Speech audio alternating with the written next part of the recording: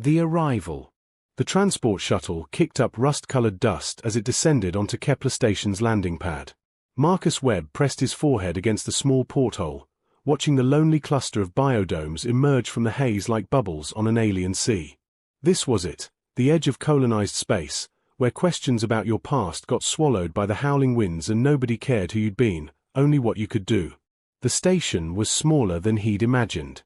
3 main structures connected by enclosed walkways, surrounded by experimental crop fields that stretched toward distant mountains. It looked fragile, temporary, like it might blow away if the planet decided it didn't belong here. Marcus shouldered his duffel bag and made his way through the airlock. The interior was surprisingly warm, with soft lighting that mimicked Earth's sunset hours. A woman stood in the reception area, reviewing something on a holographic display. She was Calreth, the native species he'd only seen in briefings, and she was striking. Her skin held the subtle shimmer of silver blue, like moonlight on water. She wore practical station coveralls, but they couldn't hide the graceful way she held herself. When she looked up, her amber eyes assessed him with an intensity that made Marcus feel simultaneously exposed and seen. "Mr. Webb," she said, her voice carrying the melodic accent of her people. "I'm Administrator Isara Then. You're 2 days late." "Engine trouble on the orbital station," Marcus replied, setting down his bag. "I'm here now. Ready to work." Isara gestured for him to follow her down a corridor lined with windows overlooking the greenhouses. "Your credentials are impressive for someone seeking a basic agriculture position. Published research, advanced degrees, 10 years at the Mars Terraforming Initiative." She stopped and turned to face him. "Why are you really here, Mr. Webb?" Marcus met her gaze. Something about her directness demanded honesty. "I'm running. Failed marriage, departmental politics that got ugly. I just needed distance from everything I'd built that fell apart." Her expression shifted, not quite softening, but something in her eyes acknowledged a shared understanding of loss. She led him to her office, a modest space with one wall entirely transparent, overlooking a valley where the terraforming was taking hold. A child's drawing hung beside the desk, crude but charming, showing 3 figures holding hands under a bright sun. Isara sat down, folding her hands on the desk. "I appreciate your honesty. It changes my decision." Marcus's heart sank. He'd come too far to be rejected now. "Mr. Webb, I'm not looking for a botanist." Isara's voice was quiet but firm. "I need someone who can be a father." The words hung in the air like a confession. Marcus blinked, certain he'd misheard. "My daughter Neva is 8 years old," Isara continued, her professional mask cracking slightly. "She's growing up on this isolated station without her father. He died 18 months ago during a geological survey. I can hire technical staff through normal channels." She gestured toward the child's drawing. "But Neva needs more than I can provide alone. She needs guidance, attention, someone who can teach her about growth and patience, the things a botanist understands." Her amber eyes met his with startling vulnerability.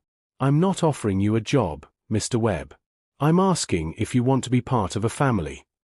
Marcus stood frozen, his prepared responses about soil composition and crop yields suddenly irrelevant. He thought of his empty apartment on Earth, the divorce papers, the colleagues who'd stopped calling.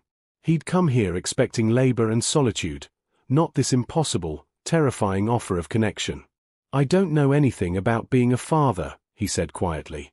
"Neither did my husband, at first." A small smile touched Isara's lips. "But he learned. The question is whether you're willing to try." Through the window, Marcus could see a small figure running between the crop rows, a child with silver blue skin and dark hair streaming behind her. She stopped to examine something in the soil with obvious fascination. "Can I meet her?" Marcus asked. Isara nodded, and something like hope flickered across her face. The hesitant beginning. The greenhouse smelled of earth and growing things, a scent that always calmed Marcus. He knelt beside a row of hybrid tomatoes, checking the soil moisture while Neva watched from a careful distance. She'd been shadowing him for 3 days now, curious but cautious, like a wild creature deciding whether to trust. "Why do you talk to them?" Neva asked suddenly, her voice soft. Marcus looked up, surprised. It was the first time she'd spoken directly to him. The plants. She nodded, her amber eyes, so like her mother's, fixed on him with serious intensity. Because they're alive, Marcus said simply. They respond to attention. Studies show plants grow better when people care about them, talk to them, treat them like they matter. Neva considered this, then moved closer. My father used to sing to the grain fields. Mother said it was silly, but the yields were always highest in his sections. Your mother told me he was a good man. He was the best.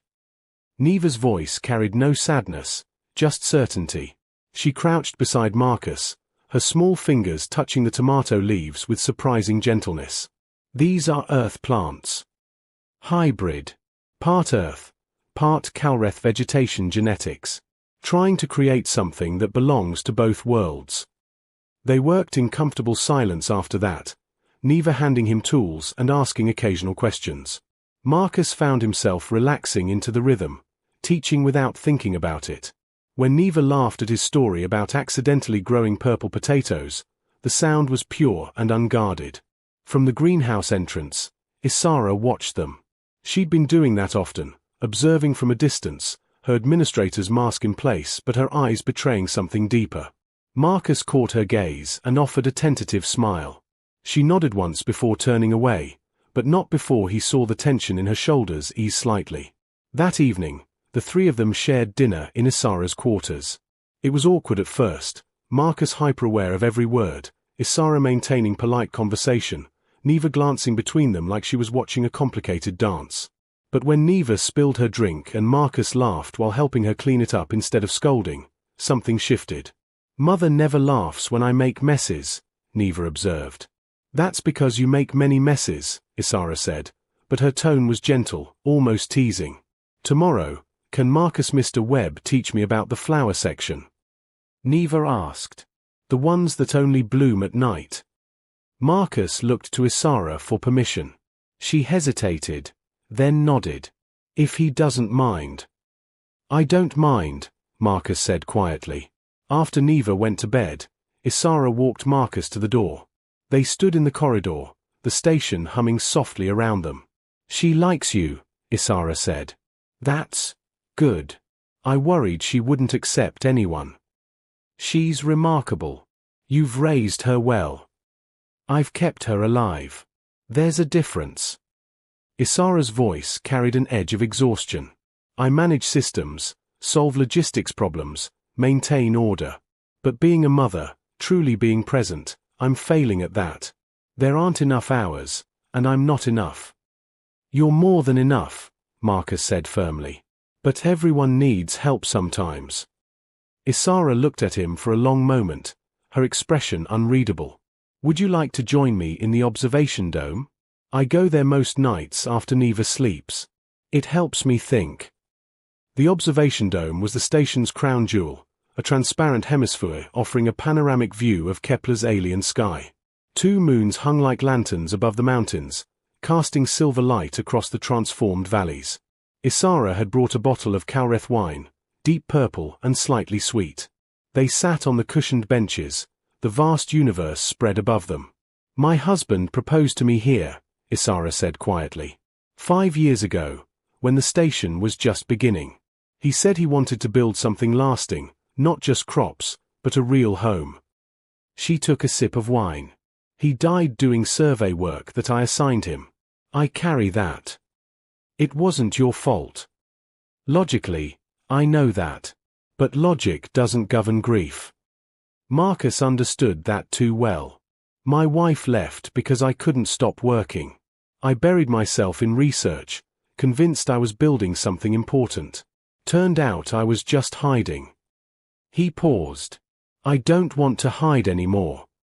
Isara turned to look at him, moonlight catching in her silver-blue skin, making her seem almost ethereal. What do you want, Marcus Webb? Honestly, I'm not sure yet. But being here, with you and Neva, it feels like the first real thing I've experienced in years. They sat in silence, but it was different now, charged with possibilities neither had expected. When Isara reached for her glass, Her hand brushed against Marcus's. The contact was brief, accidental, but it sent electricity through him. She felt it too, he could tell by the way her breath caught slightly. Neither pulled away immediately. Their hands remained touching, a small bridge between two people learning to trust again. "This is complicated," Isara whispered. "Yes," Marcus agreed. "But maybe complicated is better than empty." Above them, a meteor shower began, streaks of light painting the alien sky. They watched together, their hands still touching, the universe offering its own blessing to their tentative beginning. Roots growing deeper. The warning klaxons shattered the pre-dawn quiet. Marcus bolted awake, his emergency training kicking in before his mind fully cleared. Through his quarters window, he could see it, a massive dust storm rolling in from the eastern wastes, a churning wall of red and black that devoured the horizon. His comm unit crackled. "All personnel to emergency stations. Major atmospheric event inbound. Estimated arrival, 40 minutes. Isara's voice was steady, controlled, but Marcus heard the underlying tension. He dressed quickly and ran to the main greenhouse complex. The station's food supply, months of careful cultivation, was vulnerable. Without the crops, Kepler Station couldn't sustain itself through the coming winter months. Isara was already there, coordinating with her small team. She wore a protective suit, her hair pulled back, all business. "Marcus, we need to reinforce the environmental seals on domes 2 and 3. The storm's intensity exceeds our normal parameters." "What about the external fields?" "Total loss," she said flatly. "We focus on saving what we can protect." They worked in controlled chaos. Marcus raced between the domes, helping seal ventilation systems, securing the delicate hybrid specimens in reinforced sections. The storm hit like a living thing, hammering against the transparent walls with primal fury. Visibility dropped to 0. The greenhouse lights became islands in a sea of angry crimson darkness. Hours blurred together. Marcus's muscles ached, his hands raw from handling equipment. Somewhere around R6, he found Isara in the main dome's control center, manually rerouting power to maintain atmospheric processors. Her face was drawn with exhaustion. "Take a break," Marcus said, bringing her water. "Can't. If the processors fail, I can monitor them. You've been at this for 8 hours straight." Isara looked at him, seeming to really see him for the first time since the emergency began. "You didn't have to do any of this. You could have stayed in your quarters. These plants matter to you. That makes them matter to me." Something in her expression cracked. The administrator's mask fell away, revealing the woman beneath, scared, exhausted, grateful. "Thank you," she whispered. The storm raged for 14 hours.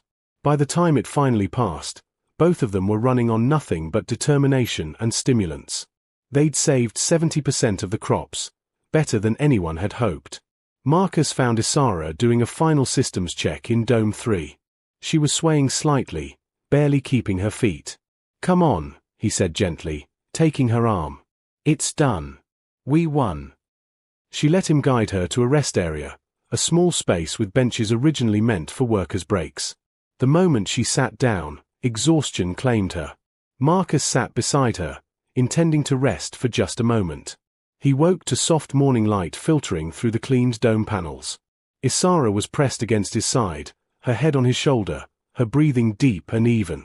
At some point during their collapse, they'd gravitated together like plants seeking warmth. More surprising was Neva. The girl was curled on the bench with them, squeezed into the small space between Marcus and the armrest, her hand clutching his sleeve even in sleep. "She snuck out when she realized you were both in the greenhouses," Dr. Chen Reyes said softly. The station medic stood nearby, smiling. "Vorek found her and brought her here about 3 hours ago. She wouldn't leave. Said her family was here." Her family. The words settled into Marcus's chest with unexpected weight. Isara stirred, consciousness returning gradually. She blinked, disoriented, then registered their tangled configuration. For a moment, Marcus expected her to pull away, to retreat behind professional boundaries. Instead, she looked at Neva, then at Marcus, and something profound passed across her face, recognition, perhaps, of what they were becoming. "Good morning," Marcus said quietly. "Is it?" Isara's voice was rough with sleep, but her amber eyes held a soft warmth he'd never seen before. "The crops survived. You saved the station." "We saved it." She didn't move away. "Marcus, Neva chose that moment to wake up, yawning widely. "Are the plants okay?" "They're perfect, little one," Isara said, stroking her daughter's hair. "I knew you'd save them. Marcus is good at making things grow." Neva looked between them with a child's guileless perception. "You look like a family when you sleep together." Isara's cheeks darkened slightly, the Calreth equivalent of blushing. Marcus found it endearing. The station's cultural festival happened 2 weeks later, a celebration marking the anniversary of Kepler Station's founding. The cafeteria was transformed with lights and decorations combining human and Calreth traditions. Music played, people danced, and the isolated outpost felt, for one evening, like a real community. Marcus stood at the edge, watching Neva dance with other children, when Isara appeared beside him. She wasn't wearing her usual work coveralls. Instead, she wore a traditional Calreth dress, deep blue fabric that shimmered like water, elegant and striking. "You're staring," she observed, but she was smiling. "You're beautiful," Marcus said honestly. The music shifted to something slower. Isara held out her hand. "Dance with me." His heart hammered as he took her hand and let her lead him to the open floor. It had been years since he'd danced with anyone. Isara moved with natural grace, and slowly, Marcus relaxed into the rhythm. "I've been thinking about what Neva said," Isara murmured, close enough that he could feel her breath. "About us looking like a family. And she's not wrong." Isara's amber eyes met his. "You've become essential to us, Marcus. Not just as a worker or a helper. You fit into spaces I didn't know were empty." Marcus's hand tightened slightly at her waist. "I feel the same way. Being here with you both, it's the first time I've felt like I belong somewhere in years." They swayed together, the rest of the room fading. Isara's hand slid up to rest against Marcus's chest, directly over his heart. She could probably feel it racing. "I'm frightened," she admitted. "Of wanting this. Of risking what we've built." "Me too," Marcus said. "But maybe some risks are worth taking." The song ended, but neither of them stepped apart. The moment stretched, charged with possibility. Then Isara rose slightly, her lips meeting his in a kiss that was gentle, questioning, and full of promise. When they finally pulled apart, Neva was watching from across the room, grinning widely. That night, after Neva was asleep, Marcus and Isara stood again in the observation dome. But this time, when their hands touched, they didn't pull away. They stood together under the alien stars, fingers intertwined, no longer two separate people trying to survive alone, but something new growing between them. Tentative, precious, and undeniably real. Retry Claude can make mistakes. Please double-check responses.